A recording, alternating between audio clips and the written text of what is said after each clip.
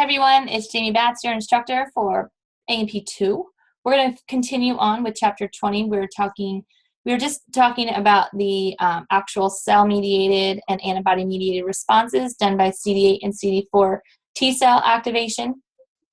And now we're going to talk more specifically about antibodies, how they work, kind of a cool thing.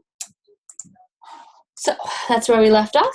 Well, let's keep moving and shaking through this. So antibodies are made of two parallel polypeptides. So you have a pair of heavy chains and a pair of light chains. Each pair has constant and variable segments. So the constant segments are just the base. That's what all antibodies have. The variable segments have the antigen binding sites on them. So these are specific for specific antigens. It's going to vary depending on what antigen is present.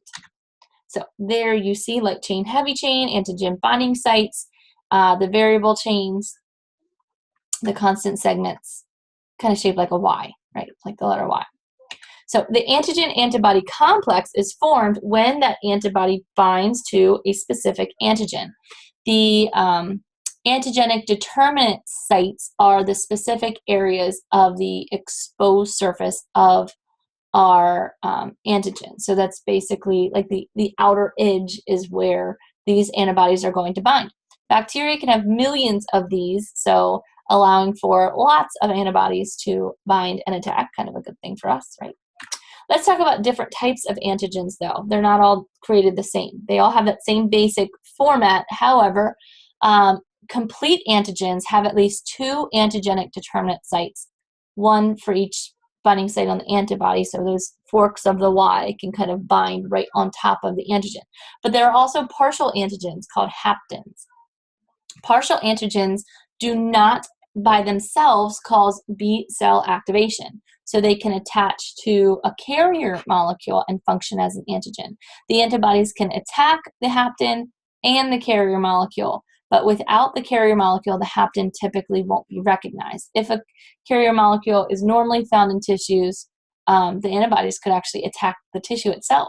So this is like drug reactions like penicillin can cause this reaction in some people. Here you see the difference between a hapten or partial antigen and a complete antigen. Right, just the number of binding sites available.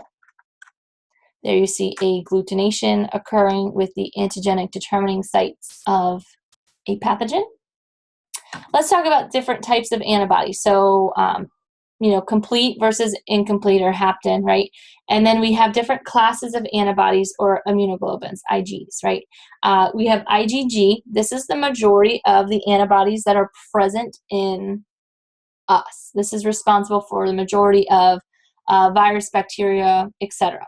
You have IgE. This is attaching specifically to like a basophil or mast cell. The IgEs are mostly responsible for our allergic reactions. IgD play a role in B cell sensitization. They're on the surface of the B cell once they're sensitized. And then IgM is basically one of our first classes of antibodies to be produced when that antigen is present. It is also an anti-A and anti-B antibody. So this is our blood type antibody. And then we have IgA. IgA antibodies are found in our body secretions, and they typically attack pathogens before they get inside of our body.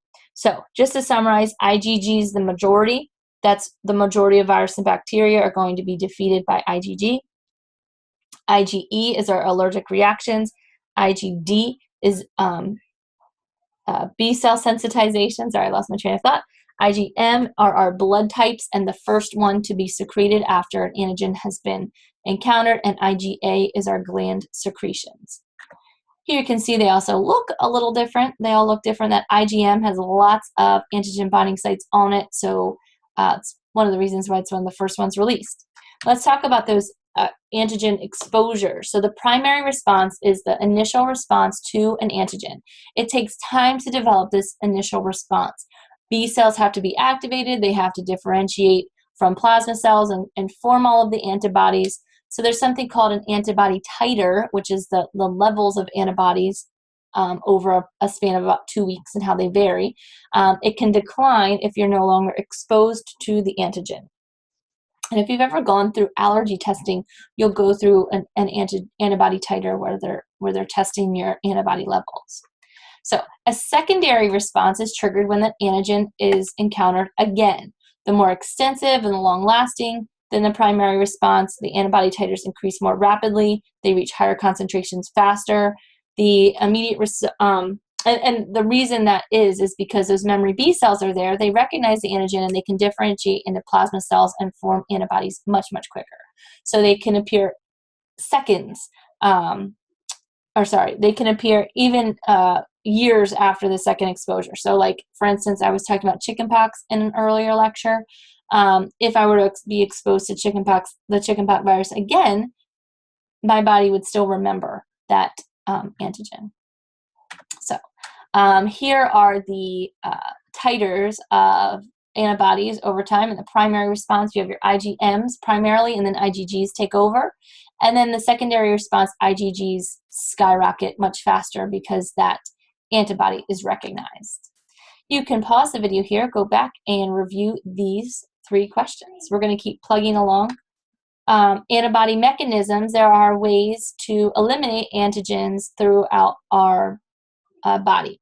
One is neutralization. This is when the antibodies are actually occupying the binding sites that are on the viruses or on the bacteria and basically prevent them from infecting anything else. You can also prevent the pathogens from adhering. The IgA antibodies, which are in our glandular secretions, they cover and basically prevent any adhesion. So those cells are pretty much neutralized, but it's not so much that they're invading, it's so much that they can't even interact with other cells. You can also activate the complement. Remember the complement system we talked about with nonspecific immunity? After antigen binding, the complement can bind to the antibody and accelerate that complement cascade. You also have inflammation, another nonspecific defense. Basophil mast cell concentrations can stimulate the release of chemicals, causing inflammation and kind of flushing out that pathogen. Opsonization, where that pathogen is kind of coated with antibodies so that the phagocytes can bind to it easier and gobble it up. And other phagocytes can be attracted through chemotaxis once the antibodies are attached. You also have precipitation and agglutination. So this is when the antibodies bind to the antigenic determinant sites, which are on the antigens, and they can link to each other and form an immune complex. So the insoluble complexes can be called a precipitation. This is when they don't dissolve in a solution. They're too big to stay in a solution. Or they can agglutinate, and this is where a immune complex forms from the surface antigens. And this is like the clumping of red blood cells in a transfusion reaction. So we've talked about those before. So here are some mechanisms that destroy target antigens. What you do with a picture like this, you can print this out, and then this is like a graphic organizer that's already done for you, or you can create it on your own. You have all of these different mechanisms of destruction. You have all of these arrows coming off, and then you describe them or give examples around each of these words so that you can learn them. Or you put them on note cards and see if you can describe them. You can pause the video here, go back and review this section. Let's talk about allergies. Allergies are an excessive immune response to an antigen, right? An inappropriate or excessive immune response. A sudden increase in cellular activity or antibody titers is what an allergy is technically. Neutrophils, cytotoxic T cells can destroy normal cells. In addition to the antigens, they can also destroy your own cells. The antigen-antibody complex can trigger inflammation, and antigens triggering allergic reactions are called allergens. So allergies, typically after an initial exposure to an allergen, your B cells are sensitized. So this is going to lead to a production of IgEs. IgEs are typical antibody for allergens. After you are exposed to this allergen again, you can cause massive stimulation of mast cells and basophils, and a variety of localized systemic reactions like sneezing, watering eyes, right? All the typical allergy responses, or swelling and redness, or pain, right? So immediate hypersensitivity is a rapid or severe response to an antigen. So like allergic rhinitis or like hay fever, right? Inflammation of all of our nasal membranes. This affects a wide variety of people, right? And this is strictly restricted to our body surface. There's no internal responses to these allergens. Or your body can have a immediate hypersensitivity called a hypersensitivity reaction. All right, you smell it and then you start sneezing right away until that allergen has been removed. So allergic reactions can be localized, like an allergen that's on the body surface, like the hay fever, or it can be systemic if the allergen gets in the bloodstream. This will cause overall itching, swelling, difficulty breathing, and could cause anaphylaxis, which is when your airway becomes restricted. So this is when you have that hypersensitivity reaction, and the circulating allergen is affecting mast cells throughout the entire body, and it can cause peripheral vasodilation, and that's what we call anaphylactic shock. This causes a drop in blood pressure, can lead to circulatory collapse. Not a good prognosis there, unless you have your EpiPen handy. So first exposure here, your allergens are sensitizing the B cells. B cells are making IgE antibodies, and so those IgEs are triggering mast cells, right? And that's what you have here. The systemic allergic reactions is when they get into the bloodstream. Localized is just when they're on the body surface. You can pause the video here, go back and review this section. I think I'm going to stop this video here, and then we'll wrap up the chapter in the next video. See ya.